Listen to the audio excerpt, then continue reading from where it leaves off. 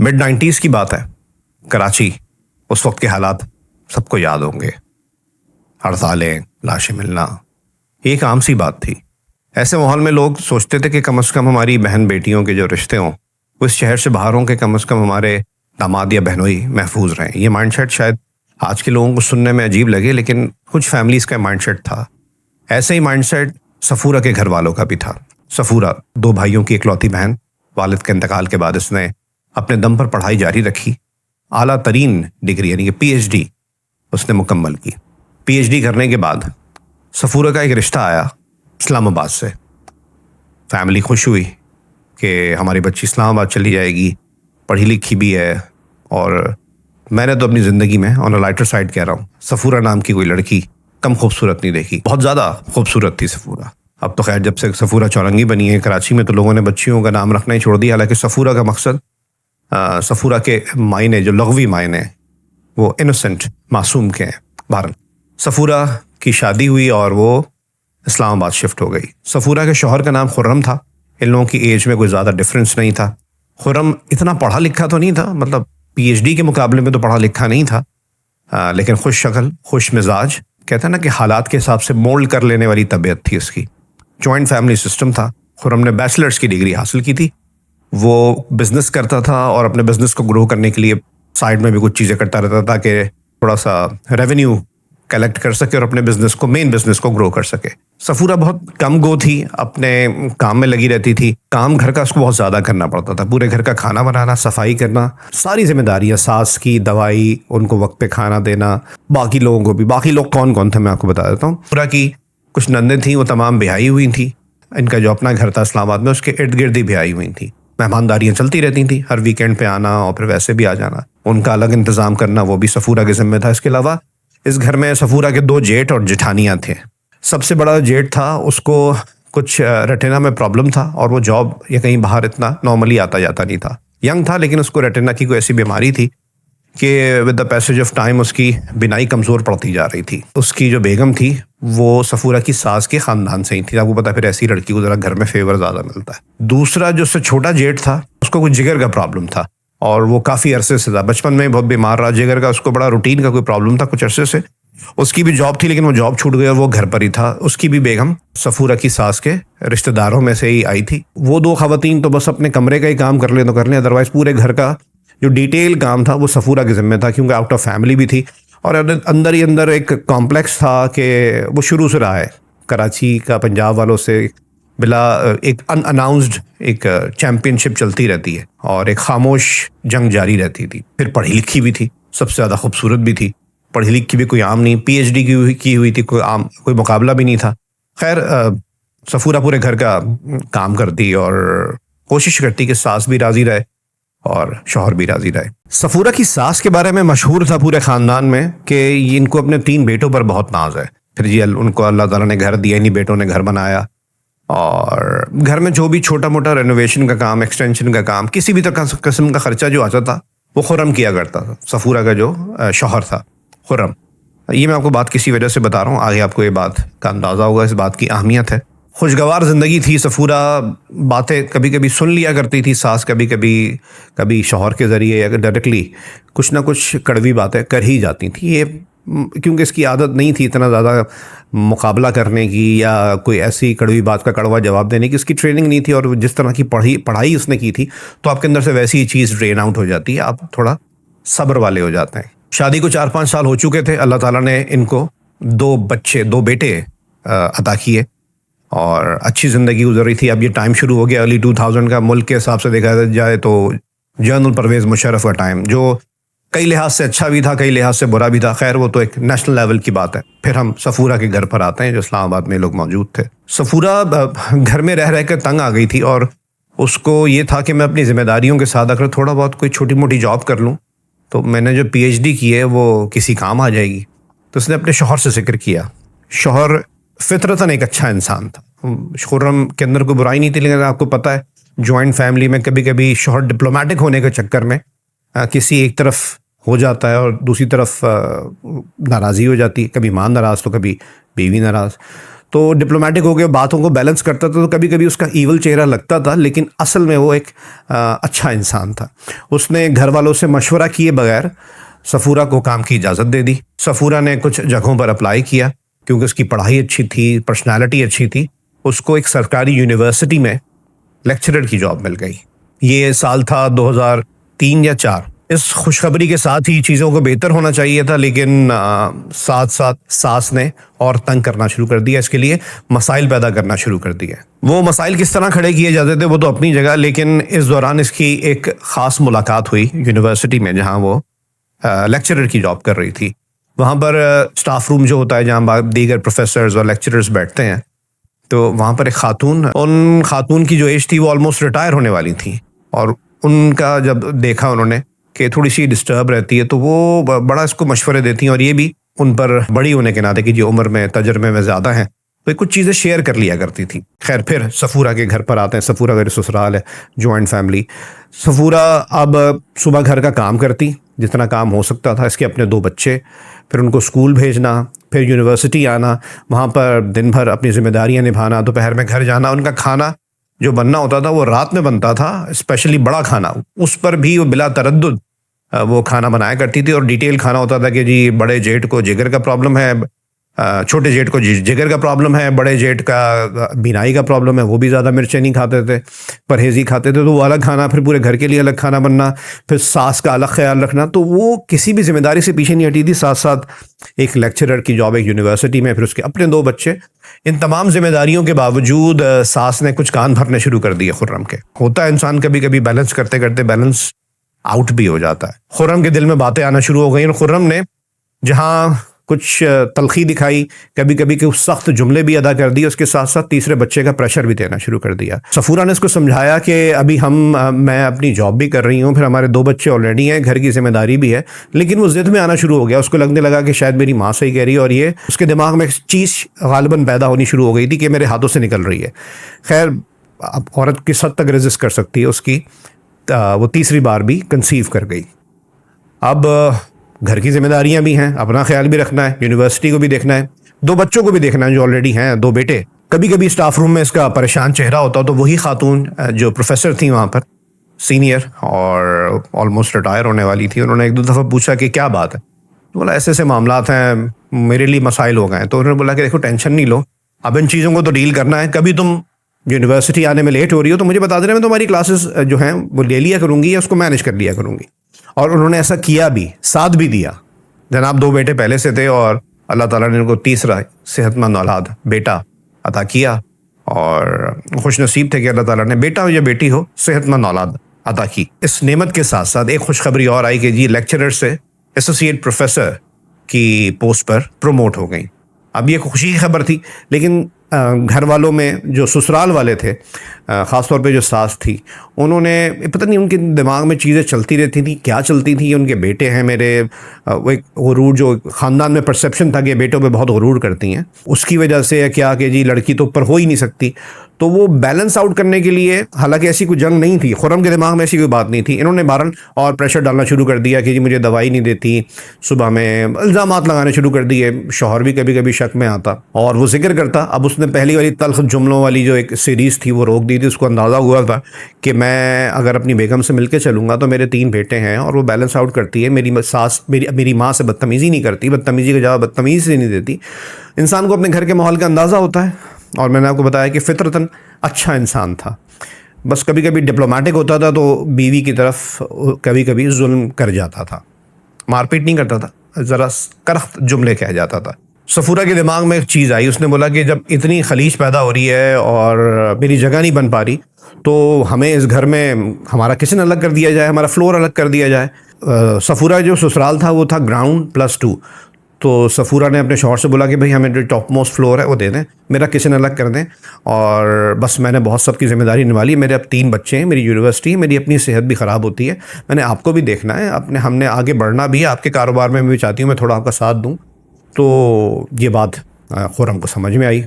खुर्रम ने अपनी माँ से कहा, जो टाइम मिला होगा, क्योंकि बड़ा आपको पता है डिप्लोमेटिकली वो बात करनी पड़ती है जॉइंट फैमिली में, उसने बात की अपनी वालदा से। वालदा का बिल्कुल एक डिफरेंट रिएक्शन सामने आया, जो बड़ा ही दिल दुखा देने वाला था। वो रिएक्शन क्या था, उन्होंने बोला कि सही है, तुम अपना वो अगर अपना किचन अलग करना चाहती कर ले, ये तुम लोगों को किराया देना पड़ेगा। अच्छा, जब तक सफूरा को ये मालूम था कि ये घर वालिद वालदा का था, यानी कि विरासत का घर है और इसमें खुरम का भी हिस्सा है, तो किराया किस बात का, उसको उस दिन इस बात का पता लगा कि ये तो बड़े जेठ का घर है। और इस वजह से वालदा ने बोला कि ये तो मेरे बड़े बेटे का घर है, तुम्हारे कौन से बाप का घर है, तो तुम किराया दोगे। तो मैं उनको लगा कि बेगम की बातों में आ गया। एक दो दिन ये बात चली, खुरम सोचता रहा कि मैं अगर किराया ही देना और मेरे साथ ऐसा गैरों वाला सलूक करना है तो मैं कहीं कहीं करीब में ही घर ले लेता हूँ, क्योंकि वो अपनी माँ की जिम्मेदारी से बरी ज़िम्मा नहीं होना चाहता था, माँ की जिम्मेदारी निभाना चाहता था। तो उसने बोला, उसको चिढ़ इस बात की हुई कि इस घर में कोई एक्सटेंशन हो, कोई काम हो, दोनों बड़े भाई तो कुछ नहीं करते, मैं ही एक तरीके से घर चला रहा हूँ, मुझसे ही किराया मांगा जा रहा है। तो उसको बड़ा दिल दुखा। उसने अपनी बेगम से जिक्र किया कि मैं ऐसे ऐसे किराया तो नहीं दूंगा, हम करीब में कोई घर ले लेते हैं। तो बेगम ने बोला कि नहीं, हम किसी दूसरी जगह जाएंगे तो बाकी मसाइल भी होंगे, फिर आपकी वालदा भी दूर हो जाएंगी और अच्छी बात नहीं है। अगर ऐसी ही बात है, हमने दूसरी जगह भी किराया देना है, घर सामान वगैरह शिफ्ट होगा, फर्नीचर खुलेगा जाएगा, तो हम ऊपर शिफ्ट हो जाते हैं और किराया दे देते हैं, इसमें क्या बुराई है। खुरम को ये बात समझ में आई कि सही है, इससे तो बात बढ़ेगी कि अगर मैं कहीं और जाऊंगा। वो खामोश हो गया, उसने किराया बांध दिया और अब चीज़ें बेहतर होनी चाहिए थी, लेकिन बेहतर होने का चीज़ें नाम नहीं ले रही थी। तो खुरम ना उलझा उलझा रहना शुरू हो गया और उसके दिमाग में क्या माँ ने कोई बात कही या वैसे ही उसने सारे मामलात का गुस्सा अपनी बेगम पर निकालना शुरू कर दिया और फिर एक अननेसेसरी प्रेशर देना शुरू कर दिया कि जी अब चौथा बच्चा भी करो। अब उसको क्या लगा कि बेगम हाथों से निकल रही है या उसका कोई गुस्सा था, बिजनेस में प्रॉब्लम थी। अब सफूरा जो घर के काम भी कर रही थी, बाकी चीज़ों में भी इतना फंसी हुई थी, यूनिवर्सिटी के मामला भी थी, उसको ये भी लग रहा था कि इतना कुछ त्याग देने के बाद भी मेरा कुछ हो के नहीं दे रहा और मुझसे नई नई डिमांड्स के मैं अब चौथा बच्चा कर तो देंगे लेकिन पालेंगे कैसे, मैं अपनी जिम्मेदारियां ऑलरेडी निभा रही हूँ इतनी। मेरे बच्चे जो दूसरे हैं वो भी अब स्कूल में चले, 2 अच्छे बड़ी क्लासेस में, एक बच्चा छोटा है मेरा। तो इसका जिक्र उन्होंने उन्हीं प्रोफेसर साहिबा जो इस्लामाबाद में उस यूनिवर्सिटी में उनके साथ होती थी उनसे भी किया। उन्होंने बोला कि मैं मतलब सफूरा ने उनसे मशवरा किया कि मैं कुछ दिनों के लिए कराची जाना चाहती हूँ वापस, तो इनको मेरी अहमियत का अंदाज़ा होगा। उस वक्त उन खातून ने, क्योंकि एक्सपीरियंस होता है, वो रिटायरमेंट होता है, वो रिटायरमेंट की एज पर थी, उन्होंने बोला ये गलती मत करना, तुम्हारा शौहर बिज़नेस जो भी है अच्छा बिज़नेस है उसका, सही है, यंगी एक तरीके से, तुम जाओगी तो तुम्हें जो अपने दुश्मन लग रहे हैं वो हैं या नहीं है, वो उसकी दूसरी शादी करा देंगी, तुम्हारा कुछ नहीं होगा, उसका भी कुछ नहीं होगा, बच्चे रुल जाएंगे, बच्चे तबाह हो जाएंगे। खैर सफूरा को मशवरा समझ में आया कि कराची जाने वाला जो इसका आइडिया है ये तबाहकुन हो सकता है। इसके साथ साथ जो चौथे बच्चे का प्रेशर था उसको उसने, सफूरा ने वैसे तो कन्फ्रंट नहीं किया, वैसे तो उसका मुकाबला नहीं किया कि मैं करूँगी नहीं करूँगी, लेकिन उसने अपनी सेहत पर कॉम्प्रोमाइज़ इस तरह शुरू कर दिया कि उसने जो एंटी प्रेगनेंसी या कहेंगे उसको क्या, जो जचगी रोकने की जो पिल्स होती हैं वो खानी शुरू कर दी, जिसकी वजह से उसका वेट बढ़ना शुरू हो गया, उसको दीगर मसाइल शुरू हो गए। अब वो देख रही कि मेरे मतलब एक अननेसेसरी डिमांड है जिसकी वजह से मेरी सेहत ख़राब हो रही है, एक सेहत ही तो बची थी मेरे पास, वो ख़राब हो रही है। तो फिर उसने अपने शौहर से जिक्र किया कि देखो हम इन चीज़ों को दूसरे तरीके से डील कर सकते हैं, एक दूसरे से लड़कर शायद हम तबाही की तरफ जाएंगे, और तुम्हारा कारोबार है तो उस तरफ ध्यान देना होता है, मुझे अपनी यूनिवर्सिटी में ध्यान देना होता है, और वो भी इस तरीके से कि मैंने घर भी चलाना है, बच्चे भी देखने, 3 बेटे हैं हमारे। ये जो तुम मुझसे चौथे बच्चे की बात कर रहे हो उसको ज़रा कैलकुलेट तो करो कि हम उसके साथ साथ बाकी जिम्मेदारियां निभा सकेंगे नहीं निभा सकेंगे।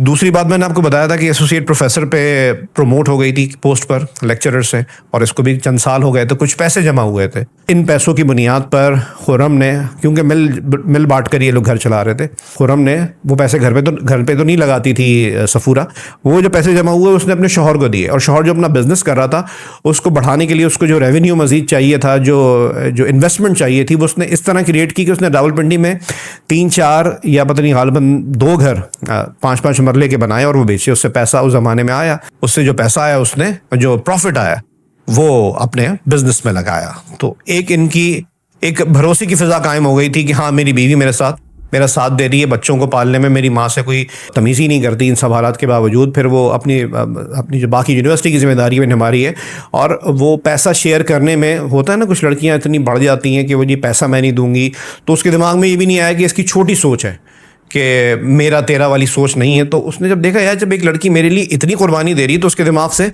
आहिस्ता आहिस्ता चीज़ ही ख़त्म हो गई कि शायद ये मेरी दुश्मन है, और वो चौथे बच्चे वाली का प्रेशर और बाकी चीज़ों, अब वो थोड़ा सा डिफरेंट होता जा रहा था। उसको अंदाज़ा था मेरी किसी भी किस्म की ज़िद मसाइल पैदा कर सकती है। लेकिन वो भी ये भी देख रहा था कि मैं एक छत के नीचे रह रहा हूँ, फिर वही माँ का कुछ कहना, फिर मेरी बेगम मैं प्रेशर देता हूँ, मेरे दिमाग से चीज़ें नहीं निकलती, तो ये चीज़ें नहीं बदलेंगी। तो अब शायद मुझे करीब के घर किराए पे ले लेना चाहिए। तो इस दौरान इन्होंने, मैंने आपको बताया था ना, 2-3 घर बनाए थे, उसके प्रॉफिट से उन्होंने, जिसका प्रॉफिट आया था उसको इन्वेस्ट किया था अपने बिजनेस में, और एक घर जो उन्होंने बनाया था वो भी सेल आउट नहीं किया था। ये लोग उस घर में शिफ्ट हो गए। शुरू में तो ये हुआ कि हाय मेरा बच्चा छिन गया, लेकिन खुर्रम को पता था ये सब मैं अपनी माँ के लिए, अपनी बीवी के लिए, अपने बच्चों के लिए कर रहा हूँ। तो वो अब इन बातों में उसने आना छोड़ दिया था। और इसके साथ साथ वो जो खातून नहीं थी, मैंने आपको बताया था, एक प्रोफेसर थी और वो इसको बड़ी सीनियर पोजीशन पे थी यूनिवर्सिटी पे। उन्होंने सफूरा को एक मशवरा दिया, बड़ा गोल्डन मशवरा था, कि जब तुम शिफ्ट हो रही हो ना नए घर में, तो तुम ये शर्त रख दो कि मैं इस शर्त पे शिफ्ट होंगी कि सास मेरे साथ शिफ्ट होंगी नए घर में। तो ये बात जब उसने खुर्रम को बोली तो खुर्रम के दिल में और जगह हुई। अब सास के पास कुछ अरसे तक तो कुछ कहने के लिए बचा नहीं था। वो करती क्या थी कि जी 3 हफ्ते इनके पास रह रही और 1 हफ्ते दोबारा उस पुराने घर में आ गई जहाँ सफूरा के 2 जेठ रहते थे। कुछ अरसा माहौल बहुत अच्छा रहा, खुशगवार माहौल रहा, चंद महीने या 1 साल। लेकिन फिर बातें शुरू हो गई। तो अब बच्चे भी बड़े हो गए थे, एक बच्चा मैट्रिक में था, एक मेरे ख्याल से उससे ऊपर कॉलेज वगैरह में था, और उससे छोटा एक बच्चा था जो स्कूल में ही था। बच्चे भी अजराह मजाक कभी कभी कहना शुरू हो जाते थे कि दादी वो जो बातें करती थी उसका काउंटर जो आर्ग्यूमेंट था वो बच्चे ही मजाक में एक एहतराम के दायरे में शुरू कर लेते थे। अब उनको जो सास साहिबा थी सफूरा की, उनको अंदाज़ा हो गया था कि अब मामला बहुत डिफरेंट हैं। मैं अब इसको उस तरीके से दबा नहीं सकती, उसको प्रेशर नहीं दे सकती, क्योंकि अब बच्चों ने देखना शुरू कर दिया था, थे भी बेटे।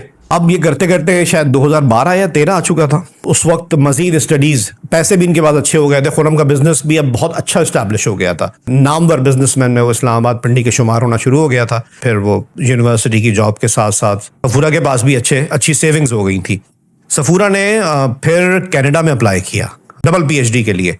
आपको पता है फिर एकेडमिक बैकग्राउंड के जी प्रोफेसर, एसोसिएट प्रोफेसर रही है, पता नहीं उस वक्त प्रोफेसर हो गई थी नहीं हो गई थी, और फिर PhD ऑलरेडी कर चुकी थी। तो ये 2 ऐसे पॉइंट्स बन गए, उसको वहाँ पे PhD में वो एनरोल हो गई। सफूरा कनाडा गई, और क्योंकि हायर स्टडीज़ के लिए गई थी, PhD के लिए गई थी, तो अपने बच्चों और अपने शौहर के साथ गई। बाकी जो अब इसमें बड़ी डिटेल है कि जी वो किस तरह गए, बच्चे कैसे गए।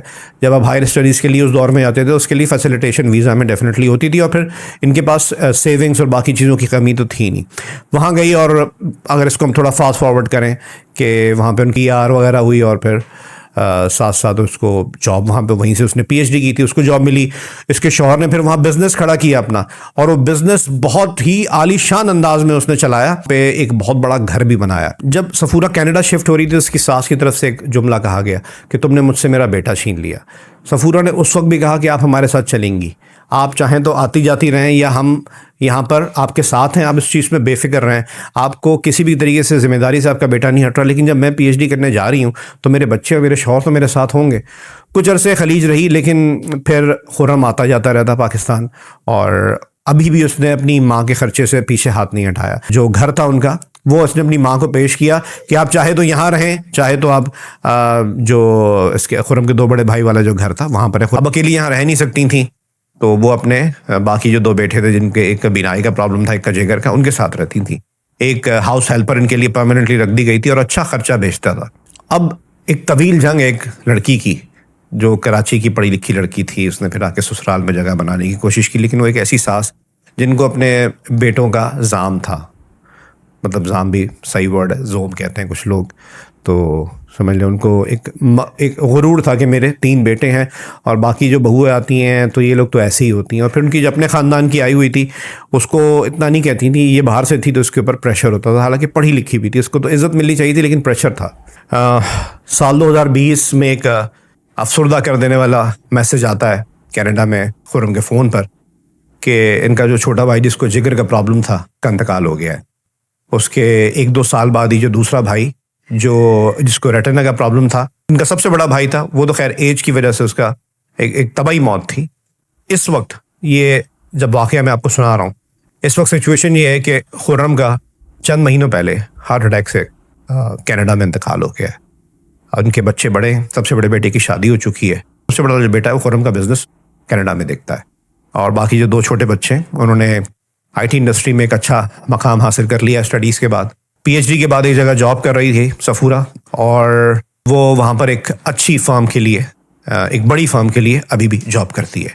सफूरा ने कुछ चीज़ें बताई जो मैं आखिर में आपसे शेयर करना चाहता हूँ। सफूरा ने बोला कि जब इनके तीनों बेटों की डेथ हो गई, आखिर वक्त में डिसाइड ये हुआ कि हम खुर्रम की मैयत लेके पाकिस्तान जाएंगे, वो किसी वजह से नहीं जा सके। तो उसके बाद कुछ महीनों बाद मैं पाकिस्तान गई और मुझसे मेरी सास की मुलाकात हुई। मेरी सास ने उस वक्त बहुत अफसोस का इजहार किया कि मैंने तुम्हें अपनी हमेशा नंद, या हमारे कल्चर में हालांकि रिश्तों में इस तरह के नाम, दुश्मन को नंद या सास नहीं कहा जाना चाहिए, लेकिन उनकी सास ने कहा कि हमारे कल्चर के मुताबिक जैसा नंद या सास या सौतन से रवैया रखा जाना चाहिए, मैंने अपने बहू से रखा, वो भी तुम जैसी से। वो ये क्यों कह रही थी? टिल नाउ इतना ज़माना हो गया, खुर्रम ने हमेशा जिम्मेदारी निभाई। वो बेटा बना जिसने अकेले जिम्मेदारी निभाई, बेटे और भी थे। तमाम जो दो बड़े बेटे थे उनके औलादे भी थीं, वो अपनी दादी को नहीं देखते और दोनों बेटों का इंतकाल हो गया। उस घर में रहना भी उनके लिए मुश्किल हो गया। तो जो दूसरा घर खुर्रम ने बनाया था, अब खुर्रम की वालदा वहाँ रहती हैं, उनके लिए हाउस हेल्पर रखी गई है। सफूरा बाकायदगी से उनका खर्चा भेजती है और हर 6-8 महीने बाद वो पाकिस्तान जाती रही, खुर्रम की ज़िंदगी में भी और खुर्रम के चले जाने के बाद भी। बहुत खिदमत की, बहुत दुआएं ली। तो कह रही जब मैं लास्ट टाइम गई हूँ तो उन्होंने मेरा हाथ पकड़ के मुझसे कहा कि देखो, रिवाज नहीं है कि बड़े छोटों से माफ़ी मांगे, लेकिन मैं तुमसे माफ़ी चाहती हूँ। मैंने तुम्हारी ज़िंदगी में बड़ा खलल डालने की कोशिश की, लेकिन तुम पता नहीं किस मट्टी की बनी थी। तुमने मेरे बेटे का भी साथ दिया और आज तुम मेरा बेटा हो और मुझे तुम पर फ़ख्र है। सफूरा भी इनको अपनी माँ समझती है और आज चाहे हाथ पैरों से करना होगा, बात है उस तरीके से नहीं कर सकती। वो कुछ अर्सा कनाडा आती हैं, फिर ये पाकिस्तान चली जाती है, साथ नहीं रहती वो, लेकिन माली तौर पे उनको इतना फैसिलिटेट करके रखती है कि उनको फ़िक्र नहीं है किसी चीज़ की, अगर वो अकेले पाकिस्तान में भी रहती हैं। सफूरा की सास, तो उन्होंने इस चीज़ की मादरत की उससे। इस वाक़े में और भी बहुत सी चीज़ें हैं जो बहुत पर्सनल है, मैं शेयर नहीं कर रहा, लेकिन हम एक तो ये कि कुछ ख़वातीन को अपने बेटों पर नाज होता है, होना भी चाहिए, लेकिन बेटियों पर भी इक्वली नाज किया जाए तो बेहतर है।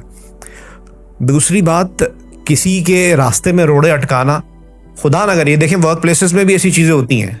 सफूरा की सास जैसे कैरेक्टर वर्क प्लेसेस भी होते हैं, मैंने भी देखे हैं, लेकिन यकीन करें एक वक्त में आगे जाके सफूरा की सास ने माफ़ी मांगी है। मैंने ऐसे वर्क प्लेसेस पे लोगों को भी देखा है जो फिरौन बने हुए थे और उसके बाद माफ़िया मांगते फिरे। तो किसी के लिए मसाइल पैदा ना करें। आपके ऊपर जुल्म भी होता है तो खामोश हो जाएं, क्योंकि ज़िंदगी में 2 ही वक्त हैं, एक अच्छा वक्त, एक बुरा वक्त। बुरे वक्त में एक, I am sorry for this word, एक बहुत ही बेवकूफ़ इंसान की हुई साजिश भी काम कर जाती है। इसमें उसकी साजिश का कमाल नहीं है, आपका वक्त बुरा चल रहा है। इंशाल्लाह ताला जब आपका वक्त अच्छा आएगा तो वही शख्स देखेगा, अच्छा उस वक्त अच्छा क्यों आएगा, अगर आपने कर्म अच्छे किए होंगे, आपने आपके आमाल अच्छे होंगे। सफूरा ने कभी भी अपनी सास की बेइज्जती नहीं की, कभी भी ऐसा नहीं सोचा कि इनकी जिम्मेदारी से हाथ उठा ले इनका शौहर, या इनको बिल्कुल भूखा मार दूँ। हाँ, सास ने कोशिश की। ये हमारे कल्चर में बहुत चीज़ें हैं। फिर इसमें बहस ये होती है कि देखें वेस्ट को देखें, वेस्ट क्यों कामयाब है कि जॉइंट फैमिली सिस्टम का वो सोचते ही नहीं। मैं कहता हूँ जॉइंट फैमिली सिस्टम अच्छा है, लेकिन इसमें वो आपको पता है ना, हमारे यहाँ अमेंडमेंट्स आती रहती हैं आइन में, फलाना आर्टिकल, तो एक नया आर्टिकल आना चाहिए हमारे जॉइंट फैमिली सिस्टम में कि एक दूसरे को नीचा दिखाना छोड़ दें, जिसके जो स्पेस है उसको ड्यू स्पेस दिया जाए, ड्यू रिस्पेक्ट दी जाए। इसमें कोई प्रॉब्लम नहीं। बहरहाल इस छोटे से किस्से से, सॉरी काफ़ी लंबा किस्सा हो गया, आपने क्या सबक सीखा ज़रूर मुझसे शेयर कीजिएगा, मुझे अच्छा लगेगा। बाकी मेरी कोई तस्हीह करना चाहें सख्त अल्फाज में कर लें, मुझे कोई प्रॉब्लम नहीं है, तस्हीह के अंदाज में कीजिएगा। मैं उसको सुनूंगा भी और कोशिश करूँगा कि वो चेंजेस अपने अंदर लाऊं। बाकी मेरा कोई जुमला या मेरा कोई एक लफ्ज़ आपको बुरा लगाओ, एक भी लफ्ज़, तो दिल की गहराइयों से, दिल की अथाह गहराइयों से मैं आपसे माजरत चाहता हूँ। बहुत शुक्रिया।